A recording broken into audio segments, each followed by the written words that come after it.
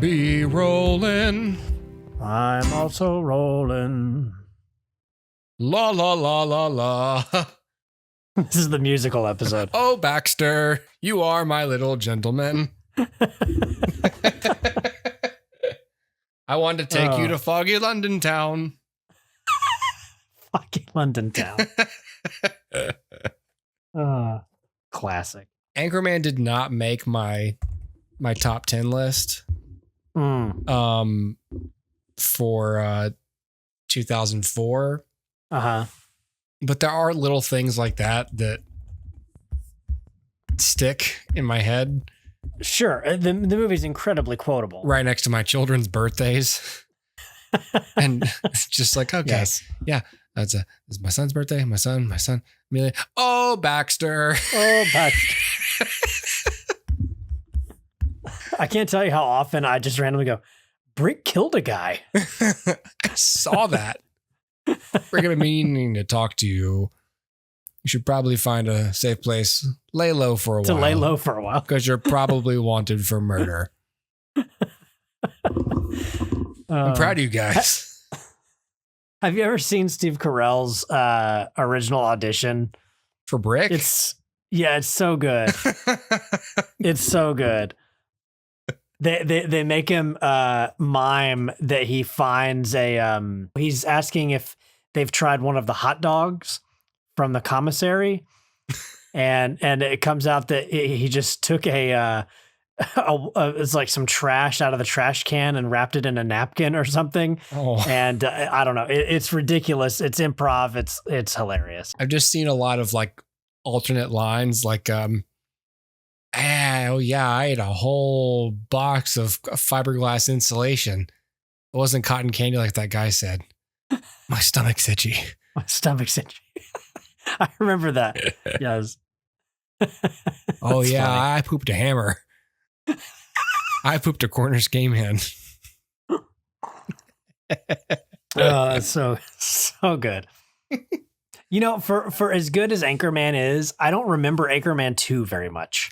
Which is crazy because it was like 14 years later. Yeah. 14 years more recent. Yes, and I don't remember it at all. No, there was just the only thing that I remember about Anchorman 2 was they had another, newscaster fight. Mm-hmm. But the newscaster fight was itself a commentary on how much news there is.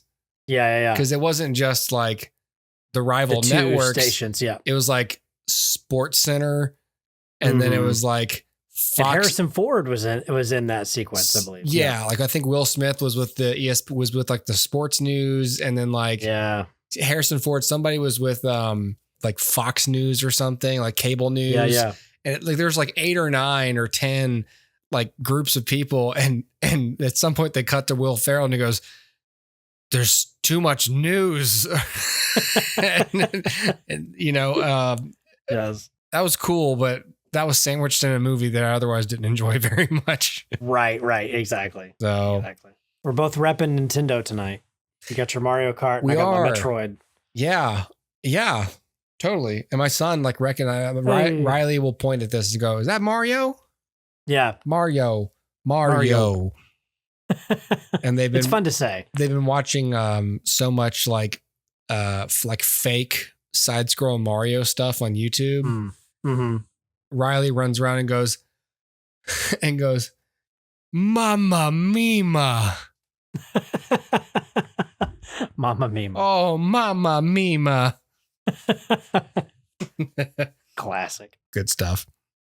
All right. Well, speaking of good stuff, maybe, I don't know. Let's talk about Alien Romulus. Hey. It's fortuitous that I'm wearing my Metroid shirt tonight. I didn't plan that. Because it's an I alien? was just cold. So, Metroid is like super based on Alien. Yeah. Or inspired by Alien. Yeah. Including Samus's arch nemesis Ridley. Yes. Named after Ridley Scott. Oh man, Ridley. Oliver knows Ridley. Oliver plays a lot of Super Smash Brothers now, so he calls him Riddlin, like yes. The pills.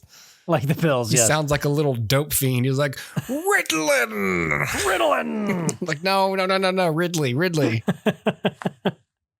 I love Ritalin. Yeah, me too, kid. Yeah. That's funny. So Alien Romulus. I'm sure everybody's aware of this movie by now, but it's still in theaters as of this recording. If you live in New York City, it's impossible for you to have escaped this because their marketing was insane. Did you see any of that? Yes. With the face huggers. The face huggers on like the actors. It's just so cool. Just laying in the street. It's so cool. So imagine like like leaving like the Einstein brothers on your way to the office. Okay, honey, I'll be home. I love you. Oh, what the fucking, oh my God. Oh, it's in New York, so everybody was sort of like, yeah, just another dead guy. They're just stepping over the dead guy. Boy, things are really taking a downturn after Giuliani was mayor. We got face huggers. What else is new? They're in the subways. I wish the city would clean them up faster. There she is. You want to break in and steal highly regulated equipment. This could be our only ticket out of here. Should be in and out in 30 minutes.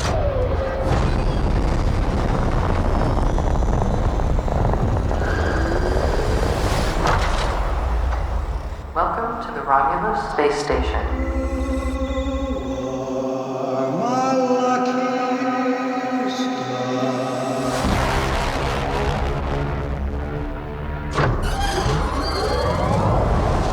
This place gives me the creeps. What the hell is this? I don't know.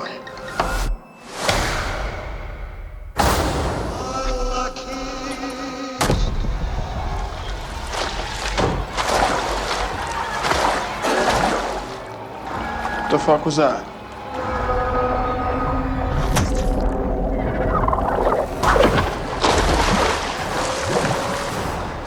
Yo! Stop playing around, man. Just get up. I'm not playing around, there's something in the water. What do you mean there's something in the I don't know, water? there's just something in the fucking water.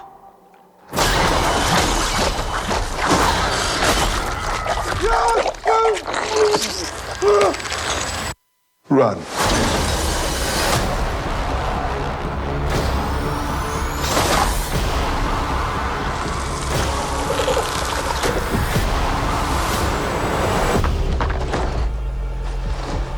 Are you all right?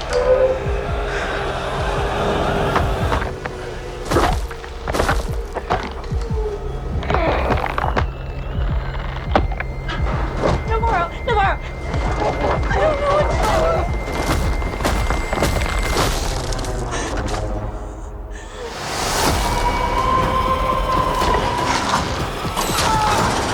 Whatever comes, we'll face it together. Let's go.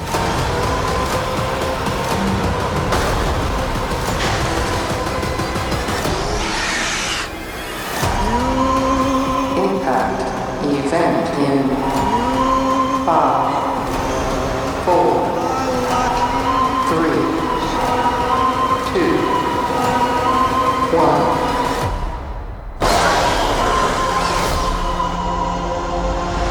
So Alien Romulus is the newest installment of the Alien franchise. I'm just going to start with here. I love Alien and Aliens. Yeah. I have not seen Alien 3 or Alien Resurrection. I have not seen any of the Alien vs. Predator movies. I did see Prometheus. I did not see Alien Covenant. So my history with the franchise is I love the first two films. Love them. Yep. That's it. That's all I got. So my interest like comes and goes with this. Yeah, I think I'm in the exact same spot as you as far as which movies I've seen. Yeah, I think I'm warming up to seeing Alien 3. Like I've heard enough about it recently that I'm like, okay, maybe I'll give that a shot. Seems like people are starting to like change their tune about that a little bit. And maybe it's, we all know David Fincher a little better now. And like, it's a weird oddity of his career. Is he changing his tune on it? Because what's that? Is he changing his tune on it? No, I don't think so. I think he's still like, I hate this. He's like, I never forgot you guys. You all have rose-colored glasses, and Right. Yep. I never forgot. Pepperidge Farm remembers. I'm warming up to it. I've not worked up the courage. I did eventually watch like The Godfather 3. So eventually I'm sure it'll happen. I watched it too, actually. Yeah. Oh, did you? Yeah.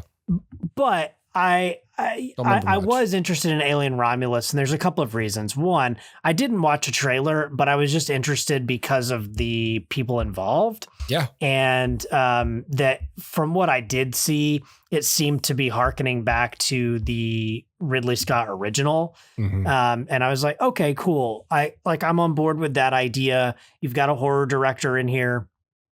I think this should work. Like, it should be okay. And yeah, I'll give this a shot. It felt like a clean break. I did know that it was set after Alien, but before Aliens. And it was sort of an offshoot. So I'm like, okay, so it's not really going to impact the story. It's, kind of like its own little thing. I can ignore it if I want to. And yeah, man. So Alien Romulus, the premise is we follow a character named Rain, played by Kaylee Spaney, and she and her friend, who she calls a brother, played by David Johnson.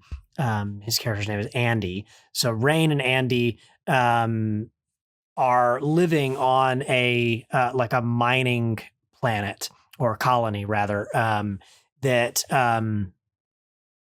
works for the Weyland-Yutani Corp, but it's kind of this workhorse of a system, and there's no daylight. It's just like indentured servitude almost.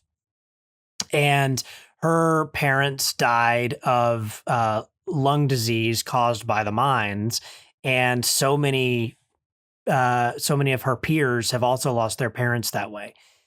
She's finally worked up enough, when the film begins, she's finally worked up enough credits to leave, and she's served her time, and she's now going to leave and go to another place that is going to be better. She can start over, start a new life. And when she goes to do the official paperwork, they up her time and say she has to be there for like another, I forget what it is, like 5 to 10 years. Mm-hmm. And so, it kind of takes the wind out of her sails, but she goes and meets with some of her friends, and they have this plan. And the plan is this: there is a space station, a derelict space station in orbit, and they can fly up there and collect its pods, its cryosleep pods, and put there's enough for all of them. They put themselves to sleep, have Andy, who is an android, monitor them while they make their way to a new star system, and they'll, be away, like they're going to just escape and leave Weyland-Yutani's eyes forever. Nice. And so that's their idea. And things go horribly awry, and they end up running into, of course, the titular alien. And yeah, it is an interesting thing. Like I said, it's set after the first Alien. There's a lot of connection to the original Alien. So the film begins with shots of the destroyed Nostromo, which is where obviously Ellen Ripley was on board, and she was the one that initiated the destruction of the Nostromo. Mm-hmm. Yeah, man. So that's the general premise here. And I'll just start here. I flippin' loved this movie. Like, I'm watching it and I'm super aware of the fact that I'm loving everything about this. The performances are great. The visuals are great. It looks like that sort of retro futurism, like, kind of what they anticipated the future would look like. And now, of course, we know it doesn't look anything like that. So It's like a retro futurism, which wasn't retro futurism when it was started, when it was originally designed. It was just futurism. Retroactively labeled as retrofuturism. It used to just be futurism. Correct. There you go. Kind of like with Rogue One. Like a big part of the charm of Rogue One was we're going to bring back the look of the original Star Wars films, which is now retrofuturistic. Like retro rustic futuristic, just stuff's a little more boxy and industrial, and It still feels analog somehow. Yeah. Yeah. There's no screens anywhere. Everything's still in like a very thick plastic or metal housing. Yes, exactly. And nothing's wireless. Right. You know what I mean? Like everything's corded. Nobody's got Wi-Fi. So many wires. Every appliance, wires so everywhere. many wires. We are tripping over wires. Yeah, man. So I'm loving it. The score is great. It feels retro. It feels really cool. And like, all of the characters are, starting with Rain and Andy, they're fantastic. Like from the get-go, you feel for them. You know, she wants to leave. She can't leave. You just know she's never going to be allowed to leave. She's just going to die the way her parents did. Andy is an android who, is kind of like, he's just like super innocent, and he's like telling dad jokes all the time. And like, I don't know. It's just like sweet and endearing, and their relationship is sweet. And I don't know, man. It's just like immediately I'm on board with these characters. And then they meet up with all these other, like, their friends, and it's almost like they ripped them straight out of 80s movies, which is a really good touch, a really nice touch, because like down to their wardrobe, it feels like very 80s, like street punk rebel kids. Like their characterization is just like right out of any number of 80s film. It just feels right, for this franchise to feel like an 80s movie somehow, like a late 70s, early 80s movie. It just feels like it. And so there's like a tangibility to everything. Fede Alvarez, who directed this, made sure that everything was like tangible, and he used practical effects and practical sets and practical like props as often as he could, so that everything had that like wear and tear to it. And it's great. Like these kids are not affluent. They're living on the street essentially. And so, they're living in this spacecraft that can get up to orbit. And like, there's a lived in sense to it all. It's just like, I was loving everything about this film. And there is a moment. So as the story progresses, they make their way up to the derelict space station. And while there, of course, that's where the alien is going to happen. But there's a very obvious moment in the film where my temperature toward the film started to shift. And there was so much goodwill that the film had fostered during that initial act and a half that I was so willing to just let it slide. But then it started to continue to go downhill, and like over the course of the next few acts, the next couple acts, it just kind of deteriorated.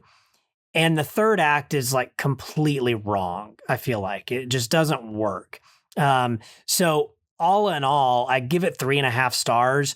There's so much goodwill fostered by that first act and a half that like I will forgive a lot. And when I look back on the film, the thing that I will think about the most is the joy I had during that first act, when I thought like, this could be the best alien film since Aliens, which low bar, but sure. This could be one of the best sci-fi horror films I've seen in decades. Like, this is shaping up to be a fantastic film. And like, I was aware of it watching it.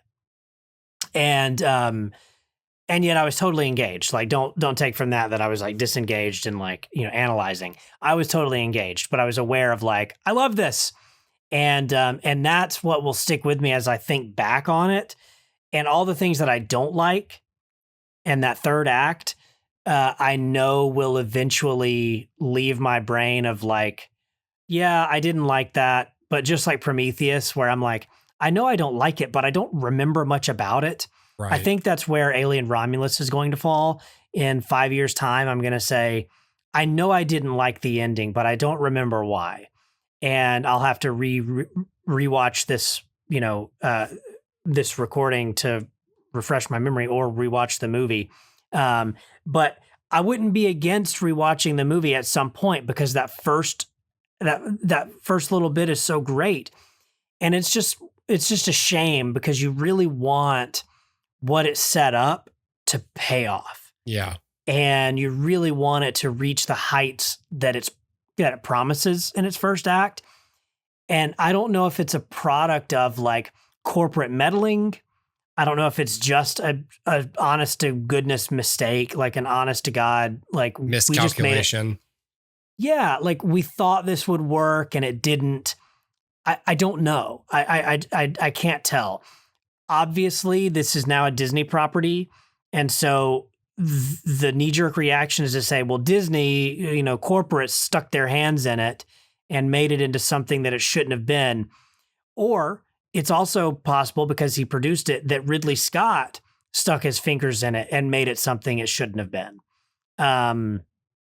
That's got my vote. We'll discuss more in spoilers, but so you've already heard some spoilers. Some of them. But I suspect Ridley Scott's hands. I tend to agree with you there. Yeah. I do think there may be a little bit of Disney influence as well. Don't but I think the studio is an easy scapegoat, Mm-hmm. And while it's usually the case, I don't necessarily see Disney executives being super like interested in the Alien franchise enough to like fuck with the ending. Like, let's make sure that because it's already franchisable. It's like they don't have to do much, but considering what is done in the third act of this movie, is very much too tied to other Alien lore. Yes, that feels like a Ridley Scott imposition more than anything else. I agree, or it's Fede Alvarez, but considering that most of the movie is like a very engaging, well executed, high concept setup for all this stuff, and it becomes inconsistent. You're right. Like someone monkeyed with the ending of this. Who was it? Yeah, for sure. And like I've seen a couple other reviews. Like I know Red Letter Media did a review, and they're half in the bag. Like I was like right on board with them. I liked it better than they did overall. Yeah. I know they were really tired of all of it. I didn't feel that way. Like again, I thought I enjoyed what I enjoyed to a degree that I'm able to say like there are some really good redeeming qualities here. And it's just a shame because, we talk about this sometimes where like movies make a mistake in their third act and like they betray their premise or they do something that, they shouldn't do. And this felt that way to me. And when it was happening, I'm like, I understand it story-wise. Like it's all logical. I just wish we went a different way with it. Yeah. And so I can't fault it for being like, well, this is stupid. It doesn't even make sense. Like it does. Yeah. Right. I just wish we weren't doing it.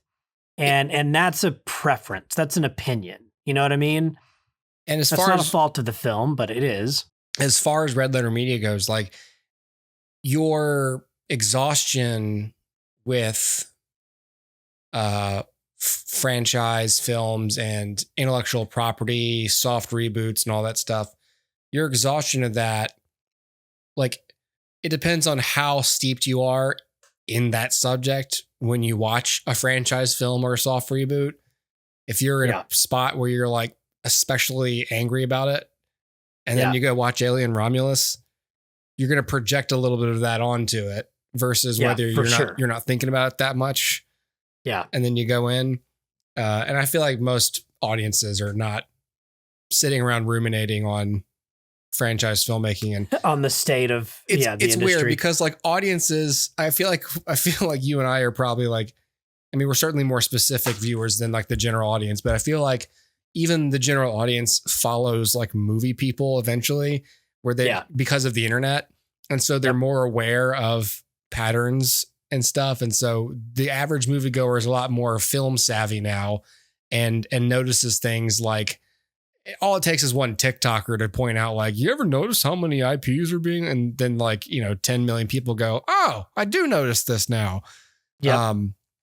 So like, yeah, maybe they're more aware of it, but Sure. it's not as bothered by it. It's kind of like how I'm aware of mosquitoes. I don't like them, but I accept that they're there and I don't think about it that much. Yeah, exactly. And also Double Toasted was the same way as Red Letter Media, you and Double Toasted. Everyone, it's been consistent. Everyone I've listened to being like, but like how exact it is. Like Double Toasted said, this was one of the best, my favorite movies of the last decade until the last 15 minutes. Oh, and yeah. I was So they were on board till the last 15 or whatever it was. Yeah. Like 15 minutes, like whatever it was. Yeah. I think they said the last 15 minutes. Wow. But yeah, like, it's just interesting how that's been a consistent criticism I've heard is like the movie's amazing. And then they kind of shit the bed in the ending and then it's not a little bit. Yeah. Yeah. So do you want to talk spoilers? Yeah. So we can dissect it a little bit. It sounds to me like it's worth seeing for the average moviegoer. It just depends on how bothered you are by, making last minute connections with other movies. I'll say this. If you're an Alien fan, you should see this. It is better than some of the other Alien movies I've seen. I mean, there's more redeeming qualities here than with Prometheus, if memory serves. Although like, I don't know, I need to watch Prometheus again, but I feel like my knee-jerk reaction to that is I don't like Prometheus. So I feel like there's a lot of good here that I do like. So yeah, Prometheus is a well shot movie that just, it's like if you're gonna do this many things that are similar to Alien and it's in the Alien universe, why aren't we just making an Alien movie? Alien. I remember really liking Michael Fassbender. Yeah. And Noomi Rapace was good. Yeah, right. But I remember the pregnancy. Yeah, that sequence. Yeah, the pregnancy, cool. the C-section scene, the black goo. It's like, this is all kind of Alien. Why don't we just? It's just frustrating that this isn't Alien. And it's all kind of interesting. It just kind of like whatever the execution of it was. Again, I haven't seen it recently enough to really talk about it, but like. Whatever there was, it just didn't work for me, even though like saying the ideas out loud, I'm like, oh, that's okay. Like, that's fine. Yeah. It wasn't. Exactly. It was like, this could have been, this is almost, it's like, right. It's like, it's almost like this is a super good looking knockoff of Alien. Who's the director? Ridley Scott. What's this happening? This is Alien? What? Yeah. It's great. And then the end happens. I remember the ending where the xenomorph finally shows up, or it's like a sort of xenomorph. Yeah. I remember that because I saw that movie. I always see these movies when I see them. I see them with my grandfather who loves Alien. Okay. Going back to the original, and his son, so my uncle, loves Alien. And so we all went to see Prometheus. And I remember walking out and my uncle was like, terrible. Hate it. But when the xenomorph showed up, he was like, that's what I wanted this whole movie. And I didn't get it till the end. So I remember that. Before we jump into it, if you have not seen Alien Romulus and you have a modicum of interest, it's worth your time. At least seek out, a matinee of it, I guess. But like, I think it's fine, and it's fine plus, like it's fine and a little bit. So go for it. I'm not going to stop you. But don't expect anything on the level of Alien or Aliens still. So yeah, let's jump into spoilers for this one. All right.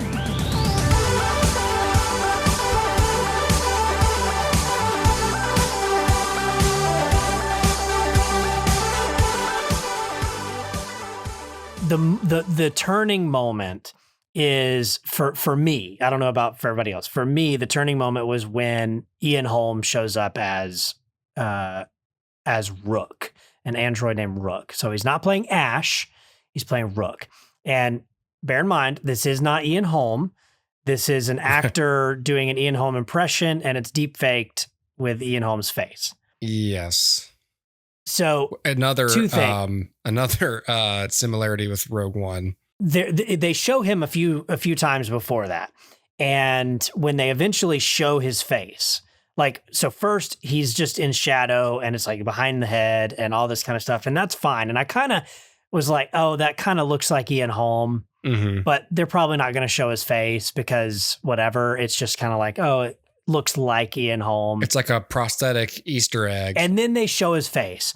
And it's this moment where they literally like grab the android. It's like, he's like half of a body. Yeah. It's like from his waist up. They prop him up on a table and he's in shadow. So you still can't really tell.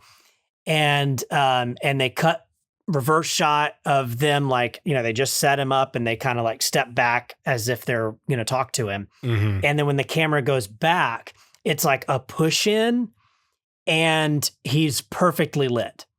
And I'm like, he was just in shadow a second ago. And it's really jarring because nothing in the scene changed to allow for the new lighting conditions. Not like a door opening or something. Yeah, it's just like, oh, here's Ian Holm. And it's also not a great effect. Okay. So the weird continuity of like, now he's in light is weird. The effect is not great looking. There are a couple times in the film where it's okay convincing. Like it's fine. But that reveal shot should have been like the shot and it wasn't. And then immediately the ethical quandary of this started to creep in where I'm like, Ian Holm is not alive. Yeah. And likely did not consent to this prior to his death. Right. And we're manufacturing a performance for him from nothing. Yeah. This feels really not okay to me. Yeah. So there's that. So if you can, it depends on how you deal with that. I didn't get stuck in it, but I certainly was like, iffy. And you know, it goes back to, I don't remember what the prevailing wisdom was with Rogue One, but for a lot of people it was like, I get it. Like you can sort of remake Peter Cushing to be Tarkin, but why don't you, I mean, what would they have done in the 70s if this had happened? They would have just cast another actor. That's right. You know, like they cast a dude in the Matrix, like Revolutions and Reloaded, who looks kind of like Hugo Weaving and acts kind of like Hugo Weaving to be this Bane character who eventually gets possessed by Agent Smith. Yep. And so when he does, you go, oh, that makes a lot of sense. He's not Hugo Weaving. That wouldn't make sense at all. But it passes for him as like a stand-in, an understudy. And you can do the same thing with Tarkin, and you can do the same thing with Ian Holm, or does it even have to be Ian Holm's face? Well, this is my question. I guess I don't know enough about the alien lore, but we've seen a lot of different androids. They don't all look like Ian Holm, so I don't understand the impetus for why this one had to look like Ian Holm. Yeah, it's just, ugh. Like, is it like the T-800 where all of the T-800s look like Arnold Schwarzenegger, or is it like, I have no idea. I just don't know enough about the lore. I wonder if it's somewhere in the lore that like these are the only like it would make sense to me that like there'd be some throwaway line in Aliens when they reference like Bishop and like the new line of androids. Yeah. And so I do think he's an upgraded model from Ash. Right. So maybe at the time, all they have are the Ash models. Sure. But I never got the impression that like all of the Ashes looked like Ash and all of the Bishops looked like Bishop and all, you know what I mean? That would be confusing as fuck if they did. Well, in this movie, Andy is an android and he's a young black man. I don't understand where he came from. If there's only Ash models, who made this one? Andy. Yeah, I have the no box idea. Of scraps. I have no idea. Well, then you're right. There goes that theory. You can totally have other androids then. You can. So then that's gross. They didn't even have to do it. They didn't. It could have been another android, and you would have given another actor an opportunity to channel what Ian Holm did and like be like him. but be different from him. I don't know. It just feels like a big misstep. And so I saw it as like, I think a lot of people immediately saw that as like, legacy sequel-itis, where they're like, look, we brought back somebody. And I didn't read it that way in the film. I read it more as like, I mean, it is, but it didn't feel that cynical. It felt cynical in that like Ian Holm, they didn't market it on Ian Holm. Sure. On his face. It was a surprise. They didn't and honestly, Ian Holm is not he's not like Arnold Schwarzenegger. He's not a marketable face, really. So I don't know why they decided. So I guess because of that, I felt like, oh, this isn't just a money grab. But at the same time, I'm like, I think what it is a director who says, I want to make a sequel to Alien, and I have the technology that I could do another Ian Holm thing. Like I could, and I feel like it's a case of like a director or a writer saying, wouldn't it be cool if, and then just doing the thing. Sure, there's money involved, but it felt more like, just a nerding out. Or that could be one of those Ridley Scott things where Ridley Scott was like, I feel like it should be Ash. Because I was going to say to me, that sort of decision comes off a lot more from like a producer standpoint, only because they're like a conduit to the studio. And I can see a studio trying to use a tentpole film as a way to showcase visual effects. Sure. Almost, I don't want to think of it this way, but like imagine as a producer, like who's trying to accomplish something, because a movie being made accomplishes lots of things for lots of people. And it's a bunch of creative things for other creative people. And then when you start stepping into like the stakeholders and the money people, it becomes how does this make the studio look? And then it's like, okay, I can just imagine that there's a big sheet. This is my conspiracy theory. I can imagine there's just a big sheet of what would we like to see in this movie that's unrelated to the plot? Like, would this be a good opportunity to use facial technology, de-aging or whatever, like, can we use this to showcase that, to test out that? And I just wonder if they were looking for a way to do it anyway. And then Ridley Scott walked in and said, I would love it if Ash is in this movie. And they were like, congratulations, Mr. Scott, and I think only someone like Ridley Scott could say, I have an expensive idea. Yes. And for a studio to go, yes, sir, here's more money. Do you think it would have been too expensive to get Michael Fassbender and just let it be a different David? I don't know. I don't know. Is it cheaper to hire Michael Fassbender or a team of visual effects artists? Well, sadly, it's probably cheaper to hire a team of visual effects. You're probably right. And honestly, it's probably a lot of AI junk thrown in there. Right. Especially when they're considering like Michael Fassbender lives in Spain or whatever, some European island with his wife. So it's like, it's like, I'm not coming over there for a day. I'm not coming in for that. Yeah. Yeah. I don't know. Anyway, all that to say, that was a really clear turning point in the film for me when it just kind of like grinded to a halt. Yeah, you're just like, what? Look at us. We have Ian Holm. Yep. And I was like, you don't though. And nobody does. Nobody does. Man. So there's that. Then like there's a bunch of really cool sequences that follow that, and there's a lot of really cool ideas that follow that. And so it's like it's this weird roller coaster where like that leaves a bad taste in my mouth, the Ian Holm thing. Mm-hmm. But then it's like brought up by, oh, this is kind of cool. Like I like this idea, I like that idea. This is really fun. Like I like this sequence. And so it kind of like bounces back for a second. But then Ian Holm continues to stick around and he becomes sort of the central antagonist of the film. And that was very much overstaying his welcome. Uh-huh. Had it been, relegated to one scene, okay, fine. But he continually pops up over and over and over. I'm like, okay. And then eventually they're just like watching him on a monitor. So it's just like a shot of Ian Holmes' face, like just, neck to tip of his head. Oh, geez. And it just looks really like robotic and lifeless and Uncanny Valley-ish. The way that like when you're scanning the actor's face in pre-production, you mean? Yeah, pretty it's much. Literally just their head on a monitor. You're like, okay, now stretch your face. Now smile, open your mouth. Now look angry, squint your nose. Ugh. Yep. So there's that. But like I said, there were some cool things that happened. There's a sequence with the face huggers that are, it's really tense.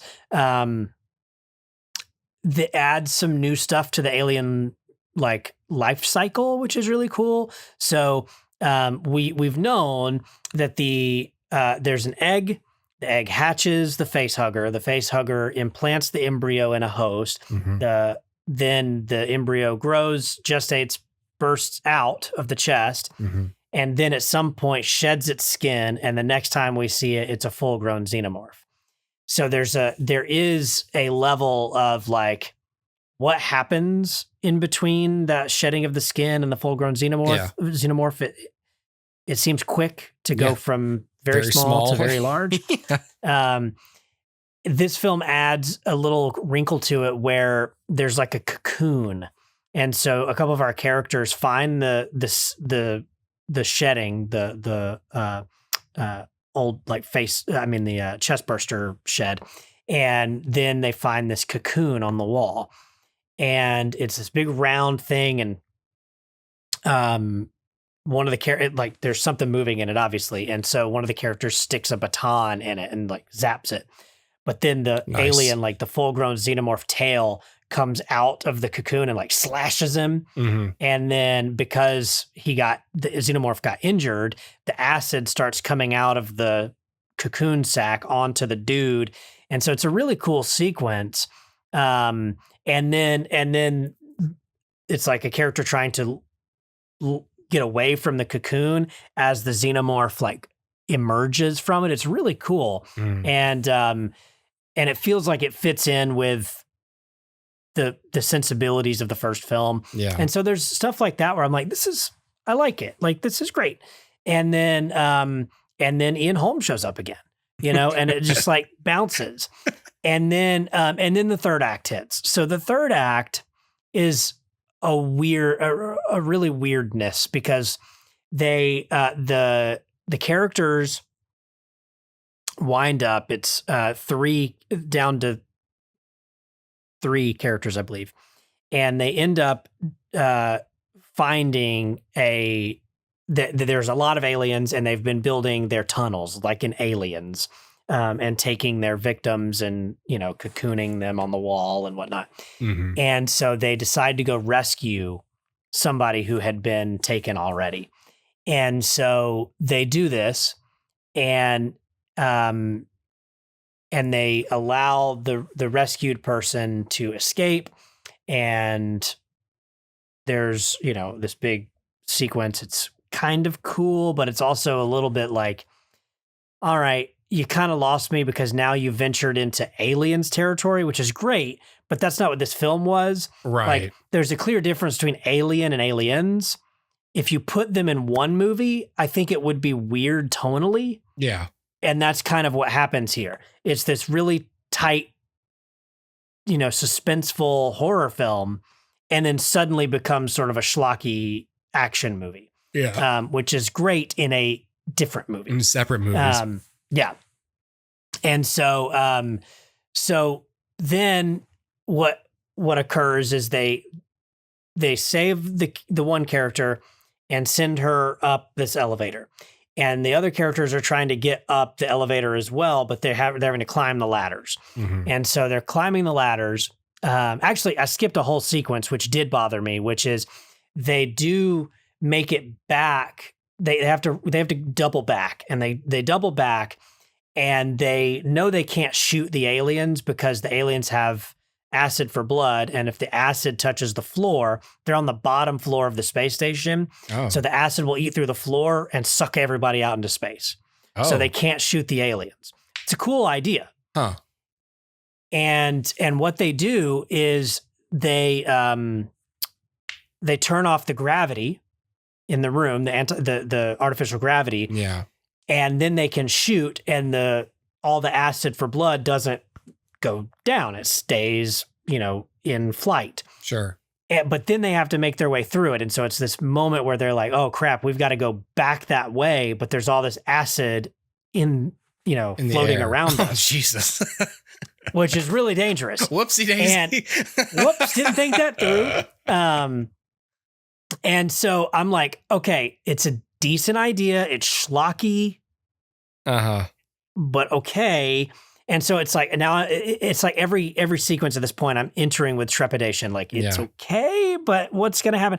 And then it's like not a problem at all.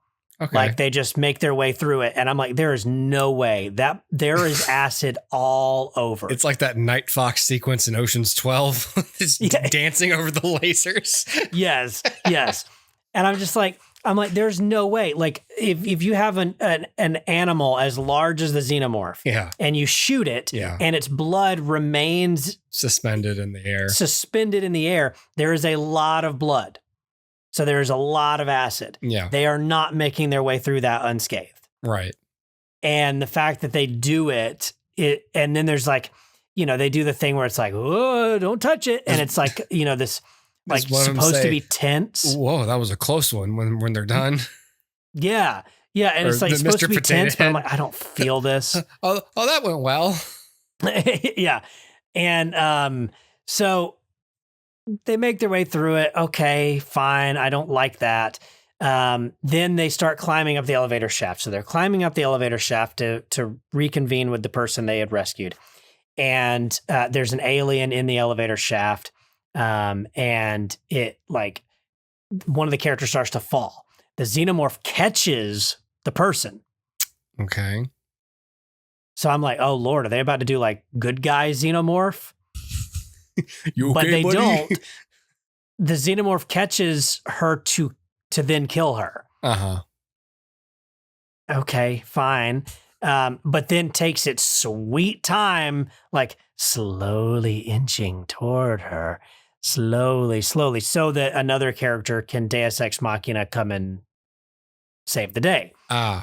Even though this wild beast, perfect hunter organism would not be wasting time. Yeah. Like, I'm going to intimidate you first. Hey, it just would lunge. It would have been funnier if it had like hold out its hand to catch her and then like, psych. And just let her fall down the shaft. Like, oh, I can't believe you fell for that. Anyways. Yes. Yeah, and then comes the roll your eyes moment, if there wasn't one already, which is the character saves the other character and like knocks the alien down like onto the floor and off of the ladders and whatever and like onto the floor and proceeds to like shoot the alien, like standing on top of it, like shooting it and, spraying acid everywhere, which is not a great plan. Sure. But okay. At close range. Although now that I think about it, I think they don't even mention the alien at that point. I mean, the acid. So I'm like, oh, did they just, I need to go back and watch that. Cause I think they just forgot about the acid. Did you forget? Yeah. Anyway, the point is that character defeats the alien and says, "Get away from her, you bitch." Exactly Ripley's line. Which does not work in this context. And it's just a dumb callback to Aliens. And I'm like... And also, canonically, now it's the first time anyone says that to the alien. This is true. And which is not cool. And it doesn't make sense. No. Like when Ripley does that, you can feel the weight behind that of like, trying to protect my surrogate daughter. Well, of an entire movie that's about motherhood, basically. About motherhood? Yeah, exactly. To a queen alien that is mother to her own babies. Yes. And there's a whole lot of feminine weight behind it. In Aliens. But this is just like an android saying that to an alien for no reason. Doesn't make any sense. And so there's that. So eyes are rolling back in my head at this point. Yeah. There's visual callbacks. Like during this third act, there's a bunch of visual callbacks of like, Kaylee Spaney coming out of an elevator exactly like Ripley with the fog and the flamethrower or whatever. And it's like, oh, I see what you're doing. You recreated that shot. You're saying iconic lines from other movies. You're really, really losing me now. We still have Ian Holm popping up. You're really losing me. Yeah. So then we have this. So this is the kicker. So the character they rescued was cocooned. So she's injured. She is dying. But she's pregnant. We know this from earlier in the film. She's pregnant. She's desperate to live and to allow her child to live. And part of what they were doing on this Romulus space station is they were experimenting on the facehuggers and the xenomorph. Mm-hmm. And so as not Ian Holm explains, we were trying to find a way, because like they always refer to the alien as the perfect organism. And he says, we believe humans should be the perfect organism. Weyland-Yutani believes that should be a term used to describe humans. So we are reverse engineering what makes the alien special and trying to then rewrite human DNA with this alien information. Oh, no. So what they find is a primordial substance. It is the black goo from Prometheus. And so where'd they find it? Well, they I don't know. Okay. It was in the facehugger. Oh, okay. They were, I don't know how, but they reverse engineered it from the facehuggers. Okay. They pulled it out of the script somewhere. Yeah, pretty much. And so they were like, I don't know, because we know the facehuggers' blood is acid. So where the goo was, I don't know. Yeah. Anyway, so they have collected a vial with several vials of like a canister with several vials of the black goo in it. And they've given it to the pregnant lady and said, like, get to the ship. We'll be there soon. So the pregnant lady gets to the ship, but she's dying and she knows this. And so she grabs one of the black goo things and injects it into her bloodstream. Oh my God. To give her power, to heal her. Was she told, like, we're going to give you this when you get on the ship? Or no. In fact, I don't know how she knew that was an option. I guess she was there when they talked about it initially, but like, she would not be privy to anything that's like, what are the side effects of this? Imagine like a doctor running in and going, did you just put that in your body? Oh, that's like bleach. That's not that's just a cleaning chemical. She's not a scientist. She has no clue. Sorry, did you think that this was a serum? Oh God, oh my God. Oh no. No. This will kill you much faster than whatever they did to you. Those are just ballpoint pens. These are just you chemicals. Injected yourself with ink. Yeah. You have seconds to live. I'm so sorry. I'm so sorry. I wish you had asked one of us what this stuff was. You were dying anyway. You'll die faster. You picked up a syringe and put it in your body. Holy shit. Yeah. So she does. Consequences. Who knows? Who cares? I'm just gonna do it. Hopefully it'll heal me. And so it seems to heal her. It makes her feel better. Oh, nice. And so the characters are rescued from the other alien. Like they make their way up to the space. They replay that same frame of, wow, that was a close one from earlier. Yeah.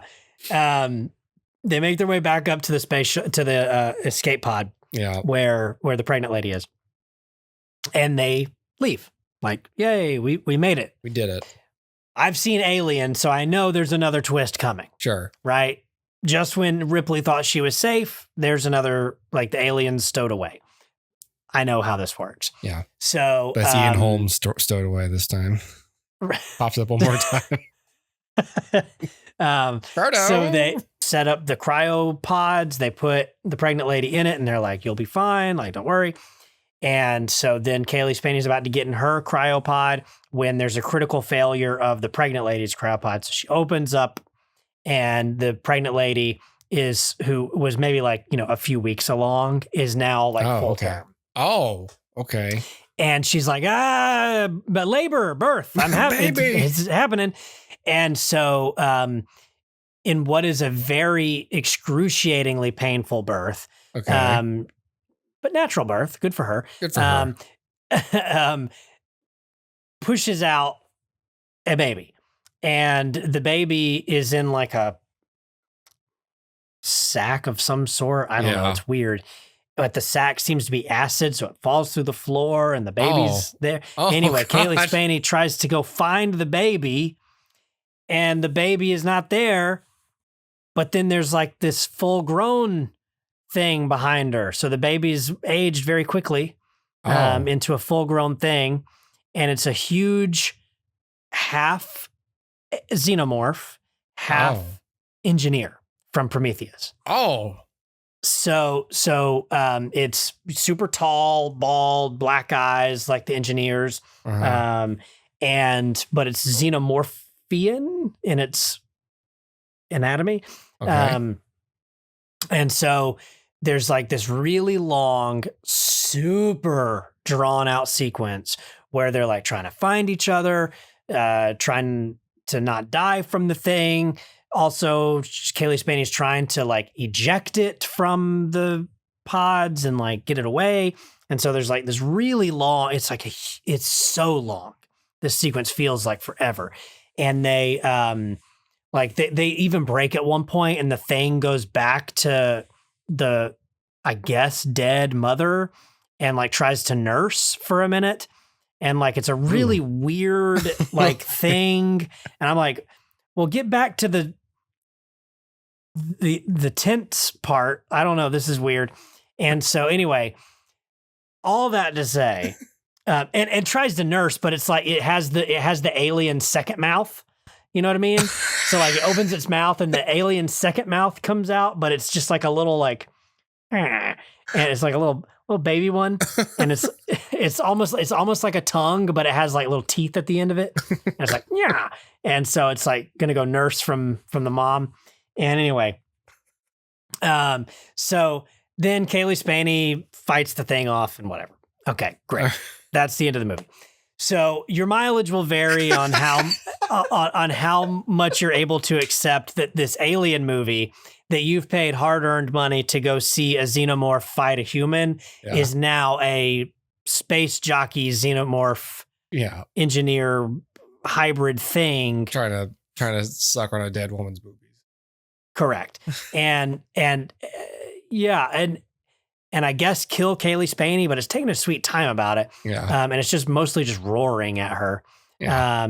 And so your mileage will vary. Like, so, give it a break. Yeah. Right. Either you'll be really into this or you won't be. Yeah. And I think it'll depend on whether or not you like Prometheus. Yeah. And I don't. So I was like, it makes me kind of want to watch Prometheus again, but at the same time, I'm like, it's a little bit of a betrayal of what I wanted the movie to be. Is that a bad thing? I don't know. But this certainly wasn't what I wanted, right? So if it had to be that it comes down to Kaylee Spaney versus a not xenomorph, that's not a bad thing, but this I didn't like. This take on that I don't like. I suppose that's like the big, like, I feel like this was Ridley Scott thing. Yeah. I feel like Ridley Scott's mission is I want to tie Prometheus to the alien lore more directly. Yeah. Yes. And you did it. Congratulations. Yeah. I mean, I guess. Yeah. But it's also really interesting because I don't know where the rest of those vials ended up. I can't remember. I'd have to watch the movie again. So I guess theoretically they could do another one with more of these, engineer xenomorph hybrids. But that's just not the right move. And like for me, this is just my 2 cents. The xenomorph design is one of the best creature designs that Hollywood has ever produced, if not the best. In my opinion, it is nearly perfect as a creature. Whatever they do, engineer / xenomorph, whatever they do, it will never be that perfect. And so they substituted what is in my mind a perfect creature, a nearly perfect creature, for something inferior. Yeah. And that is the problem. So maybe you will, if you really like Prometheus, you'll really enjoy this part of it. But for me, it just on a design perspective is not nearly as frightening as the xenomorph, and is not nearly as interesting or intricate to look at as the xenomorph, because this is just like a fleshy, naked man with longer limbs. It doesn't, it's not scary the way that the xenomorph is and can be. So it didn't work for me in terms of being scary or like creepy. It was just like, okay, this is just it did the thing that all horror movies do when you're trying to prove that this is a really creepy thing, where it crawls on the ceiling and you have like the humanoid thing crawling on the ceiling, and you're like, ooh, humans can't do that. That's weird. Scary. Yeah. It must be possessed. That's it's like the go-to, right? That or like the head spinning around like The Exorcist. Bones cracking in ways they shouldn't, or crawling on the ceiling. That's what you go to. And that's what this does. And I'm just like, you just became a typical horror movie. You know what I mean? Yeah. And so it lost me at the end. And maybe it won't lose you, but it lost me. And that was a big disappointment. I would have much preferred if they had done something like, because they toy with the idea like that they had, the reason there are all these face huggers and all of this is they resurrected, or they didn't resurrect, it was never dead, the xenomorph from the original Alien film. Never died. Okay. She ejected it into space, but the xenomorph the vacuum of space does not kill the xenomorph. And so they collected it. And so to me, it would have been way scarier if the exact xenomorph that haunted Ripley is now haunting them in the climax. Or if they do something different where like we are introduced to a new, like I said, they had the cocoon, which is like a new part of the life cycle of the alien. If they introduce a new something, right? We've seen the queen alien. What about a king? You know what I mean? Like, I don't care. Like, it doesn't matter. All I'm saying is like some new version of the xenomorph would have been appreciated in the very end. And I definitely would have preferred that. And you didn't need the creepy birth or the pregnant woman aspect of it. You could have just had, they're down in the cocoon area, and whatever weird xenomorph we've never seen is down there, makes its way up with them, right? You destroyed my nest, but here I come. And it's a king alien, or whatever you want to call it. Like, if we're sticking with like bee terms, like, a worker bee, and there's like the drones and whatever. I don't know what all the I think there is like a drone xenomorph, which I think is like the typical one we see. But like, I don't know, give me a new variety of xenomorph. I would have been way okay. I would have been like, that would have been great. And it would have been tense and it would have been fun. But instead we got this, which didn't feel like it belonged in an alien movie. And that was a little bit of a betrayal of the premise. So there you go. That's Alien Romulus. Again, if you really like Prometheus, you may really dig this ending. And if you really, aren't sold on the xenomorph as a creature and just want to see the Alien franchise do something different, Sure. But like, I love the Xenomorph, and I don't need something new. I just need like more Xenomorphs or more variety of Xenomorphs, and that's it. So there you go. I mean, do with it what you will. Again, the film had so much going for it. It was just like, even after Ian Holm showed up, I still was on board with some of the ideas and the themes and the sequences. And then when that third act hit, I started to become skeptical of all of it. And so when the third act has blatant callbacks, homages to other movies, when it has Ian Holm continuing to show up and being a main antagonist of the film, when you have, this weird Prometheus tie-in, it just doesn't work for me. And so it's a shame that the movie ends on that note, but I had a lot of fun leading up to that third act. All right, then. Enjoy it, everyone. Enjoy Alien Romulus, if you dare.